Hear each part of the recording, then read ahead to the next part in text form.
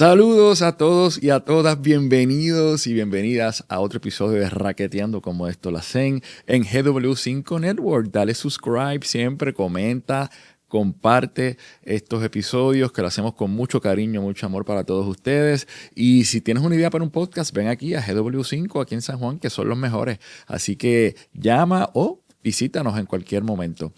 Por supuesto, gracias a Pure Soul que me da mis accesorios para estar chévere, moderno y elegante a la vez en Viejo San Juan. Y estoy bien contento porque tenemos una primicia, una exclusiva. Vamos a hablar literalmente al otro lado del charco. Tenemos en línea, y es la primera vez que hacemos algo virtual, con una persona muy importante que van a conocer en el episodio, amigo de un amigo mío, Ender Vega, y es el director del torneo de Shanghai Masters que acaba de pasar. Está con nosotros en línea desde Shanghai, China, que es por la mañana. Por allá el señor Michael Luévano. Good morning. Modesto, good morning. Buenos días. Buenos días. Did I say your last name right? It's Luévano, correct?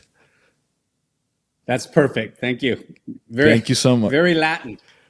Yeah, definitely. Well, thank you so much, Mr. Luévano, for being with us. It's such an honor for us to talk with you this morning. I mean, your morning, our evening. So you've been friends with Ender Vega, which I interviewed a few weeks ago, and you shared, you're both successful men, professionally, personally. What can you share with us? What do you recall when you guys met some years ago? Well, that's digging back into the history. I think both of our early part of our careers, maybe the beginning even of our careers in entertainment, sports, marketing, for example, for me, and of course, Ender in a number of different areas, but certainly the entertainment side of the business.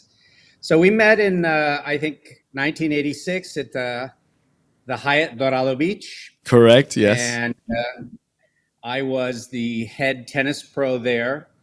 And Ender was, I believe he was still in the university, but also he was a pretty accomplished tennis player and was a hitting partner at the club for, a host of very prominent San Juan members and even celebrities that would come and visit Dorado Beach back then. And we were both in our early 20s, I think. And life was so easy back then. Mm-hmm. And who would have guessed so many years later that we'd be, I guess, and I say this with all humility, somewhat kind of the top of our fields in our respective markets. Correct. I mean, that's what I say. It's such an honor really to talk to you with Ender. Ender in Puerto Rico, as you might know, he's a solidified producer, great businessman, and of course you with the Shanghai Masters and all the things that you do as well. So this edition, the 14th edition of the Shanghai Masters, just a few days ago, finished. What reflections can you share with us about this edition particularly? There was beautiful new stories about this tournament, cousins in the final, a doubles couple from Germany winning for the second time in a long time. What are some of your reflections or thoughts about specifically this edition that just passed? Modesto, I honestly can say that this edition of the Rolex Shanghai Masters probably was the most unique, historic, surprise-filled, and challenging events I think I've ever staged, not just in men's professional tennis or women's tennis, maybe across the board in just staging an event that had so many twists and turns and surprises. We had very challenging weather with the temperature, into the high 90s, plus humidity, almost like Puerto Yes. Rico Yeah. in July. Correct. So, I mean, I was having flashbacks of, you just didn't step on the court at the club if it was, past 11 a.m. until 4, because this is the kind of the conditions that we were faced.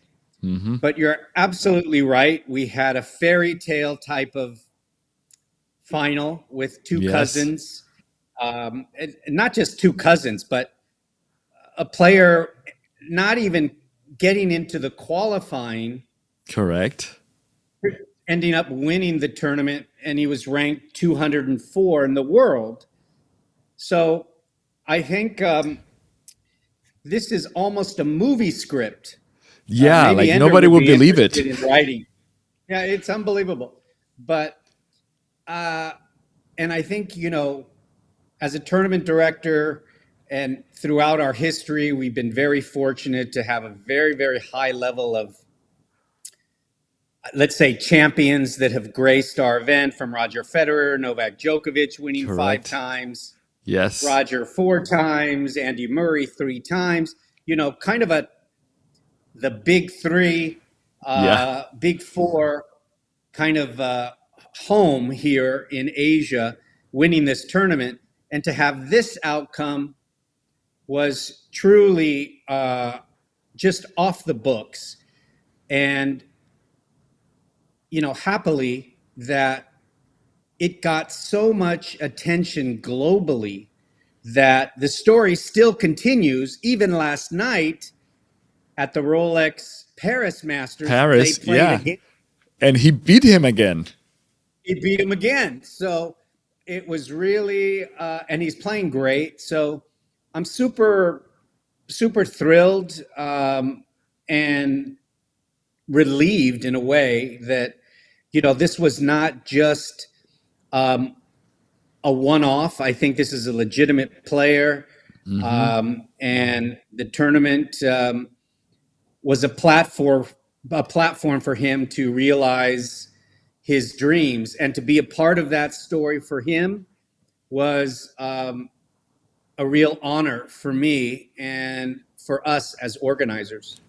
Definitely. We'll look back at this tournament, at this edition specifically, as a breakout performance from Valentin Bachero from France against his cousin. And definitely, I think it's one of the highlights of the year, because the storyline is just, nobody would have thought, that they would be at the final and then play against each other.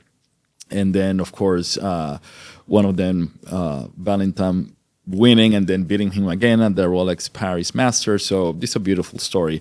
What about the doubles partners?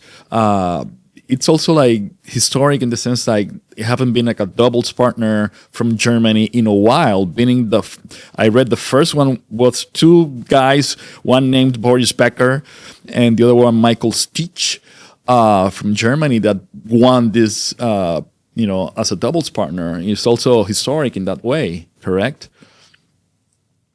Yes, Kevin and Tim have been playing here in Shanghai on a number of occasions, but their partnership, they separated for a while.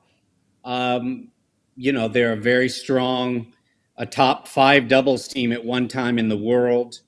They're very humble guys, very down to earth, like most doubles guys, actually, the Cool. specialists. They really play for the love of the game. And they played just an amazing, amazing week. And I mean, I have to go back to the fact that the conditions were so challenging that it almost felt like, the survival of the fittest Yes.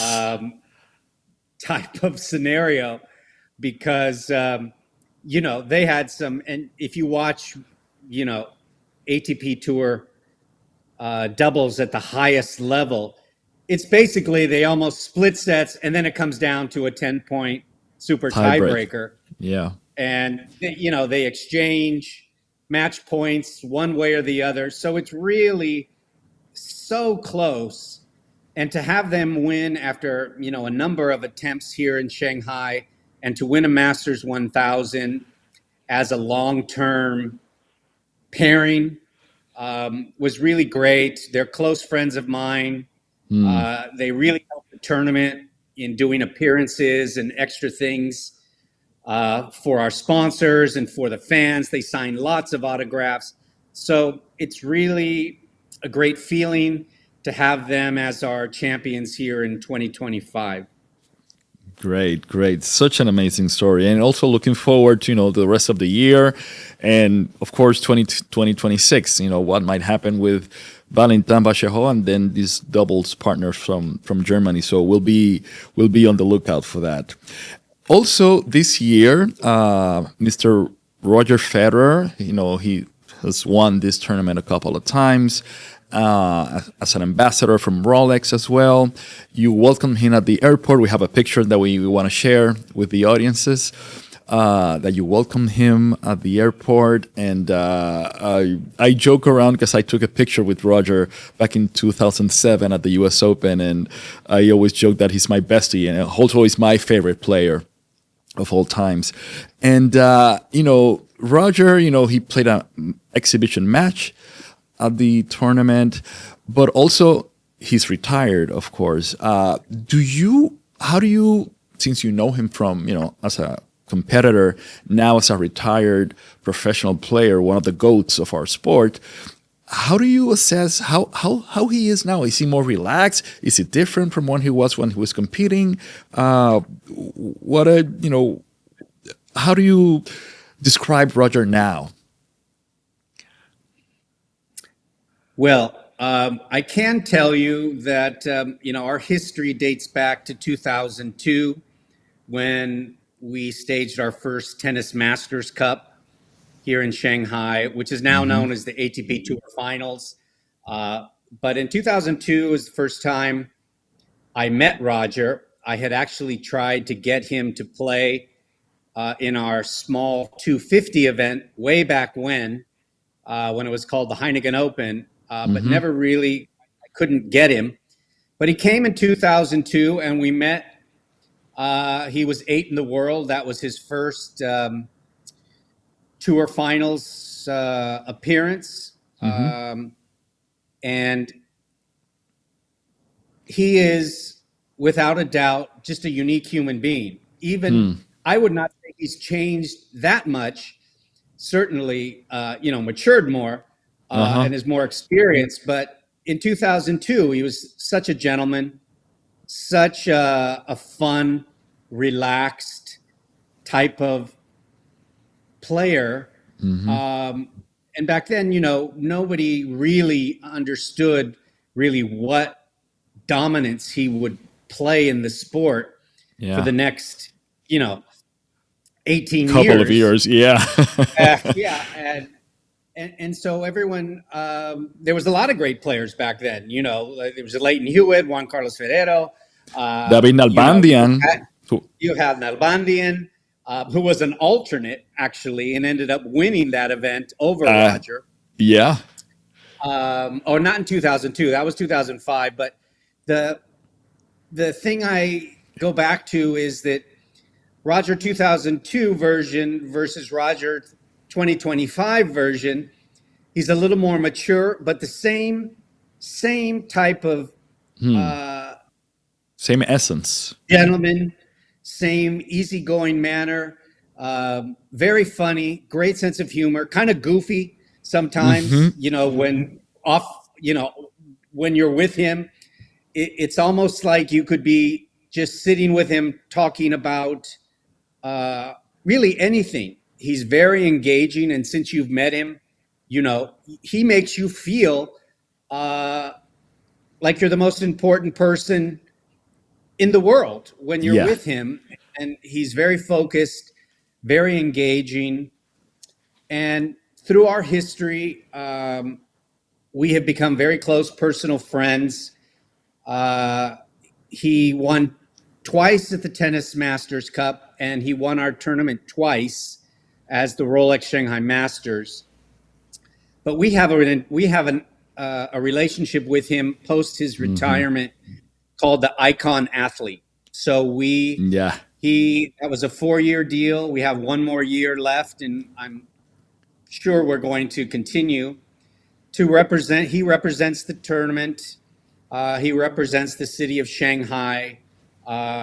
He opened our stadium in 2005, the Chizhong Stadium. And we see each other throughout the year in private settings and occasionally in professional settings.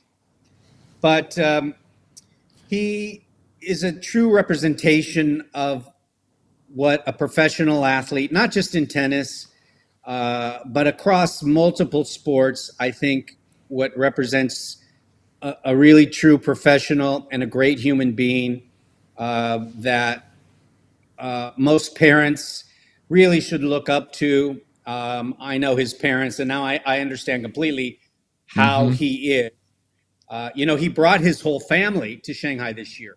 This year with the twins, couple of twins. Yeah. Couple of twins. So what you don't see in that photo is the kids in the background running around. They're young, so they had a lot of fun in Shanghai, and this is the second time they've come as a family. So we're very fortunate to enjoy this relationship, and I'm very fortunate to have Roger as a personal friend. Yeah, it's such a he's that some minutes that I met him, it's what you described. He was so respectful, and he has actually talked to us in Spanish. He was trying some Spanish with us, so he was so friendly and approachable, and I really treasured that evening. And of course, I'm a big fan of his, so I'm really, really happy that he's part of your organization as well, because he's the GOAT in my heart. He's my GOAT. Okay, so this tournament is, one of the finest ATP Masters 1000, the most important one in Asia. You received in 2024 the ATP Standard of Excellence Award. So looking to the next year and having the experience that you had, meeting all those players from the beginning and now seeing them as champions, what are some of improvements you envision for next year? First, let me start with what we did this year. Yes. Because one great thing about being in Shanghai and being in China, and this is my 28th year here in Shanghai and 30th year in Asia, is that when the Chinese decide to do something, they do it, and they do it full commitment at full speed. So from 2024 to 2025, we had some issues with weather, for example, last year. Not sun or heat, but rain. So within 8 months, we built a retractable roof, a state-of-the-art retractable roof on our court 2, a 5,000-seat arena. We retrofit a retractable roof that makes us virtually bulletproof in terms of being able to provide to the public guaranteed tennis, rain or shine. Right. The only issue this year was, of course, it didn't rain. It was the heat. So we really didn't get to use it, but it was still a great achievement in terms of hardware.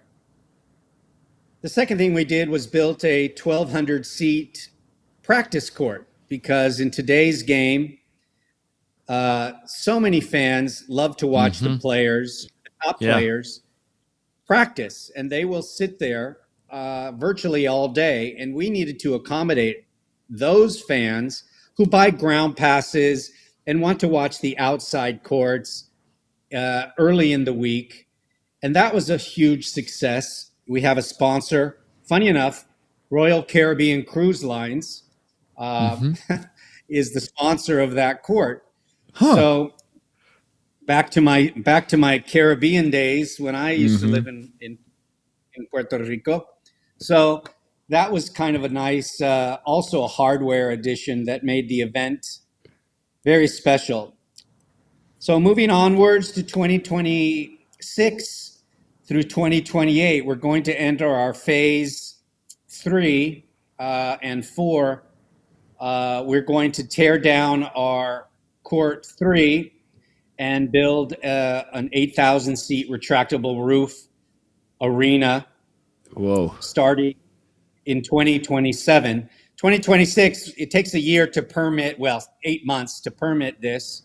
Mm-hmm. And so in 2026, we'll work on the player infrastructure. We'll make a larger restaurant.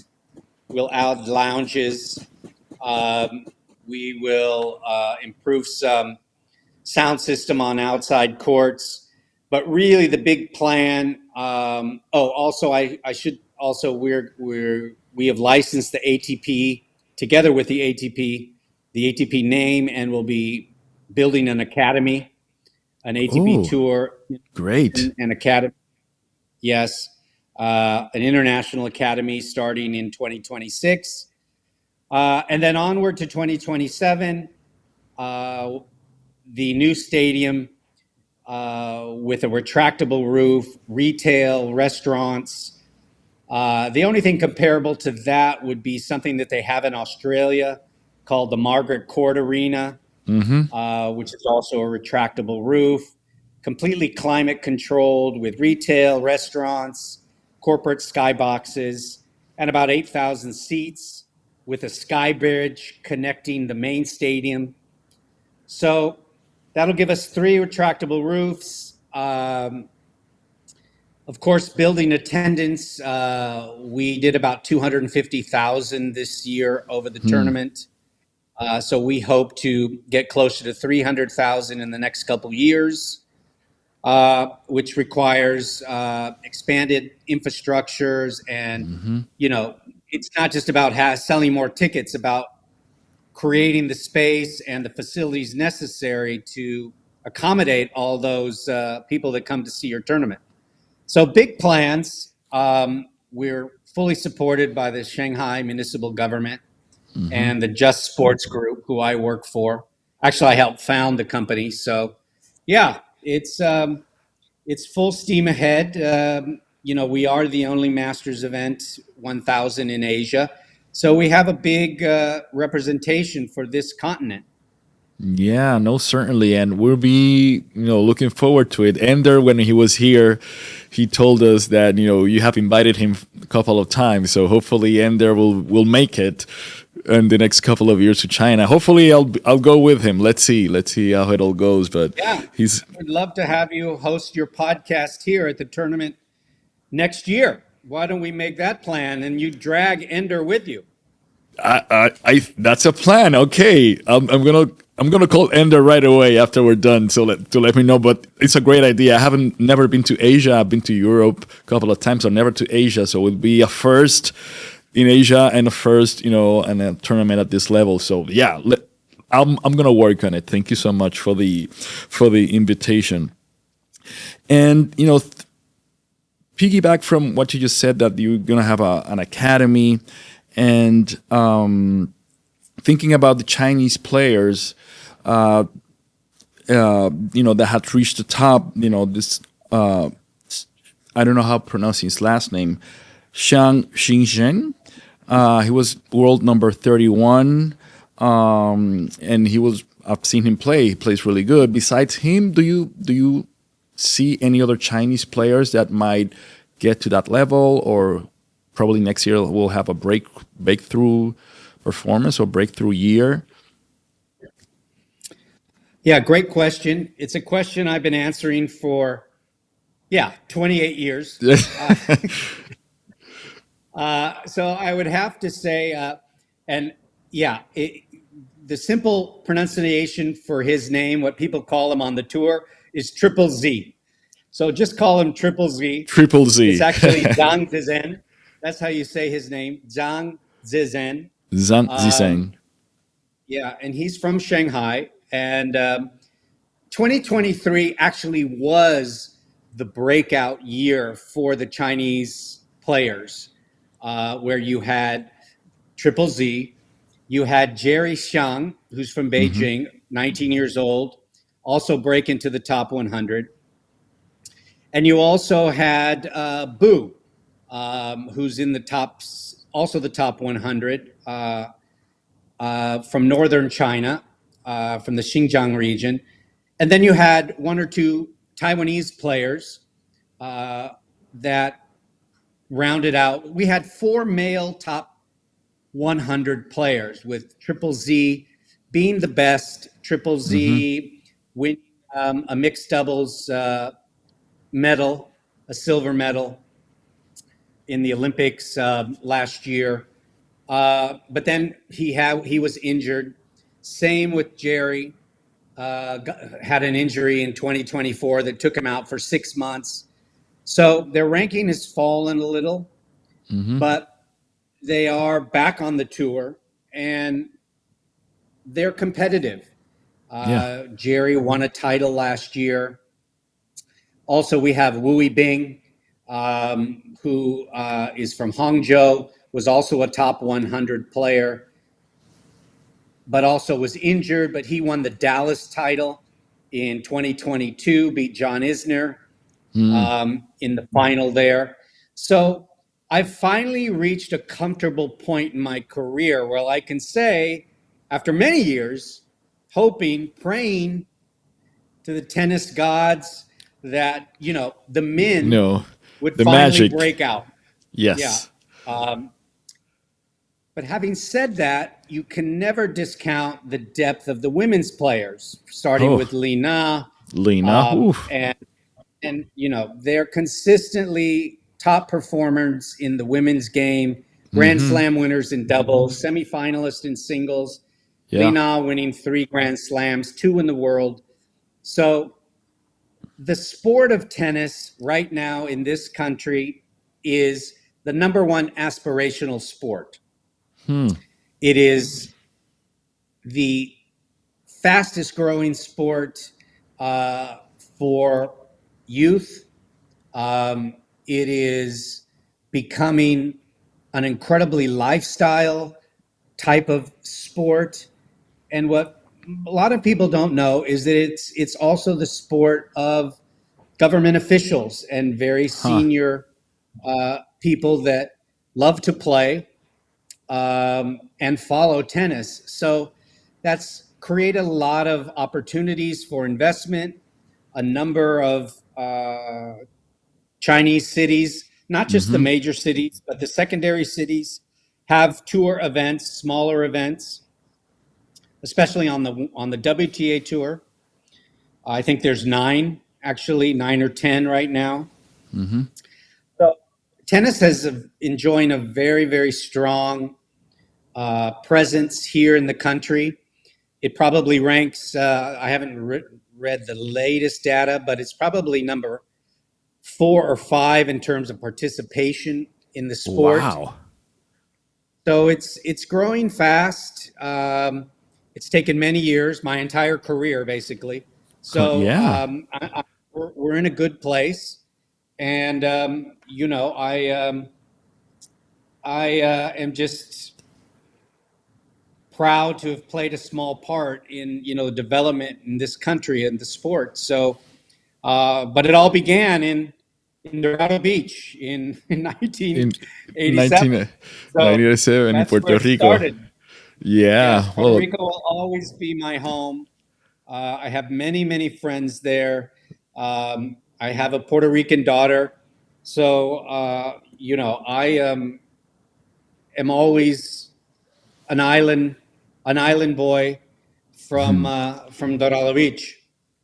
Good. Well, we're very happy that this boy from Dorado Beach is in your position. Doing an amazing work for tennis in China and for the world. We're very happy that that connection that you have with Puerto Rico.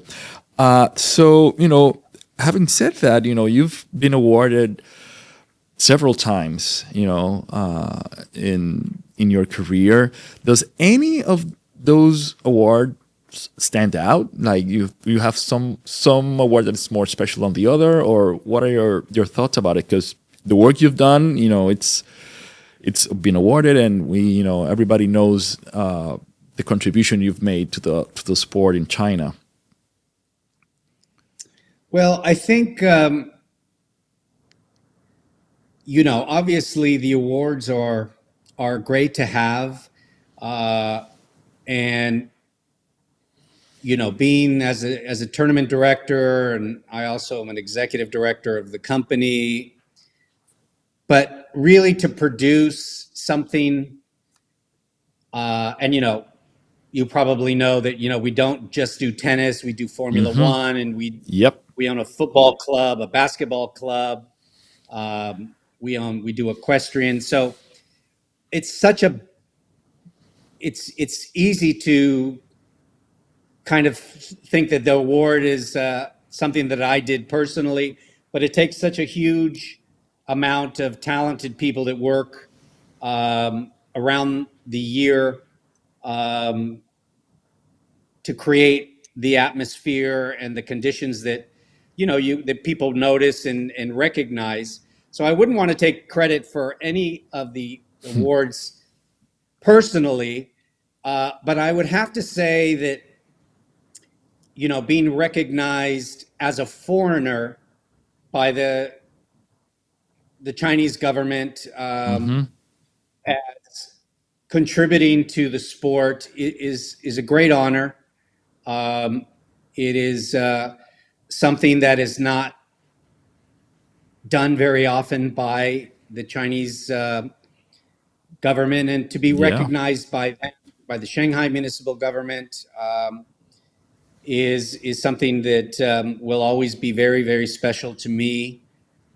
Certainly winning awards of excellence and tournament of the year, for example, is great from the when the players vote for these sort of things. But as I said, in all humility, I couldn't take all the credit. There are so many people that are involved that I'm just lucky to have been kind of was here at the right place at the right time, maybe. A lucky guy, a lucky island boy. Yeah, everybody just kind of said, let's put the Mexican guy and the Puerto Rican guy in charge. It has paid off. It has paid off beautifully. Two more questions, Mr. Luévano. You're a musician as well. You produce also music events. Any parallels between tennis and music, both as a performer, because you are a performer, a musician, and you play tennis, and as a producer, any parallels between sports, tennis, and music? Well, certainly there's parallels in terms of how you approach it, from passion, from personality, from commitment to excellence, and a desire to always improve, to innovate, to entertain. Those parallels exist.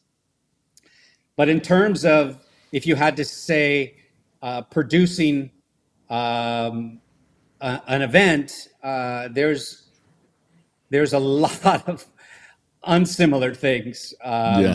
So, we've produced the Rolling Stones, we've produced Elton John. Those huge iconic acts are nothing like tennis. The very, very high levels of stress.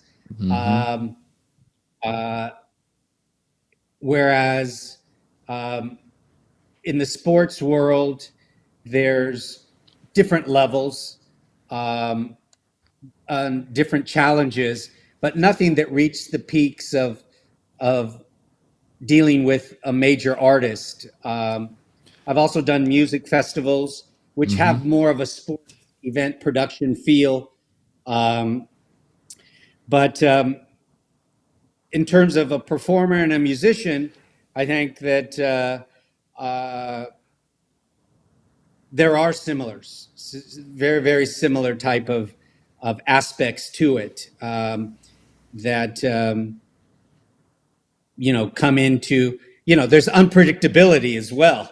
Uh-huh. Every show, Improvisation. yeah, if you're performing, things go wrong. How do you adjust and correct it and get back on track? And the same thing happens when you're a tournament director. There's always things that will spring to life that may not be according to plan. But I think I have this sort of personality that lends itself well to both parts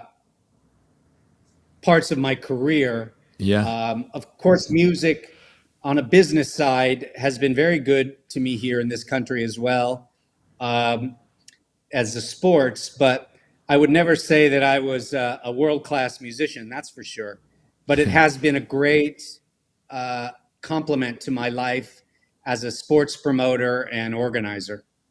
Great. I mean, I think, there are, the term when, a musician is on the zone, he's jamming. And I think it's the same feel when a tennis player is in the zone and playing, that same feel and it's a metaphor for both sports and music. So it's great. So last question, and thank you once again for your time. As you mentioned, you're island boy from Dorado Beach, Puerto Rico. What do you miss about Puerto Rico? Or what are your feeling now? You've been in Asia for 30 something years. Do you miss Puerto Rico? What's your feel about this little island all over here, all over the other way? I miss the food for sure. Oh yes. Arroz con pollo, tostones, mofongo. I miss Yes. all of beefsteak encebollado. I miss all of the food so much. I did go back in 2022 and had a big party. We had a big party at Ender's house Great. with all my friends, and it was so much fun. I didn't want to leave. I grew up in Southern California, so I grew up on the water near the ocean, and so when I moved to Puerto Rico, I felt right at home immediately.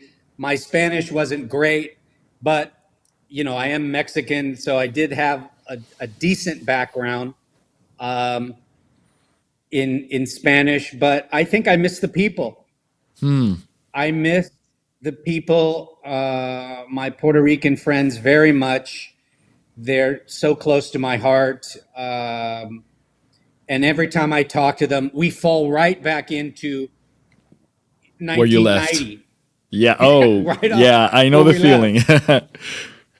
So easy just to laugh and and you know and to see each other's families now, but to reminisce with my friends at the beginning of my career when we all were starting our careers in such a small confined place, and how they helped me so much and supported me was really, I think, a big part that shaped my view on how to treat people and how to be kind and generous uh, and be warm like the Puerto Rican people are. Yeah. Lifetime lessons. So Lifetime great. lessons and lifetime friends. Yes. I love coming back to Puerto Rico. I have many friends, and I invite everyone from Puerto Rico listening to your Yes. podcast to come out and visit the Rolex Shanghai Masters, and we'll have a Puerto Rican day that I will Ooh. create. Muy bien. Um, and it would love to, honor the island that got me, started in this business. Great. Muchas gracias, señor Luévano. Thank you so much for your time. Gracias a ti. I really appreciate your taking the time to talk with us, to share your experience, your wisdom, your thoughts about tennis, and directing one of the most important tournaments in Asia. And we truly thank you for your time. And as you said, I'm going to talk to Ender. I'm going to make that happen. Let's see if next year we'll be there celebrating. Thank you so much. Muchas gracias. De nada. A usted. Chao. Bueno, señoras y señores, yo estoy aquí emocionado porque de esto se trata, ¿no? De ir conectando con gente que no solamente ama el deporte, sino que también son buenas personas. Ender Vega, que estuvo con nosotros hace unas semanas, me conectó con su amigo, el que acabamos de hablar, el señor Michael Luévano. El director de nada más y nada menos que el Shanghai Rolex Masters. Y como vieron, una persona accesible, humilde, muy con zen, ¿verdad? Muy tranquilo y muy asertivo, pero a la vez pues muy humilde, ¿no? Como él dijo y como dice, ama a Puerto Rico y a sus amigos puertorriqueños y nos invitó, así que vamos a ver si eso pasa. Pero para que sepan que aquí en Raqueteando, como esto lo hacen, esto es lo que traemos: crema, masacote, filigrana del tenis, pickleball y todos los deportes de raqueta. Así que compartan este episodio, como él mismo dijo. Si vamos a ver si hacemos un grupo para ir para Shanghai el año que viene. Vamos a ver. Todo está ahí por hacerse. Así que nada, gracias por escucharnos. Dele, compártanlo, comenten, digan a sus amigos y amigas para que sigan siendo parte de esta comunidad, porque aquí amamos el tenis, el pickleball, tenis de mesa, beach tenis y pádel. Todos los deportes de raqueta. Hasta la próxima.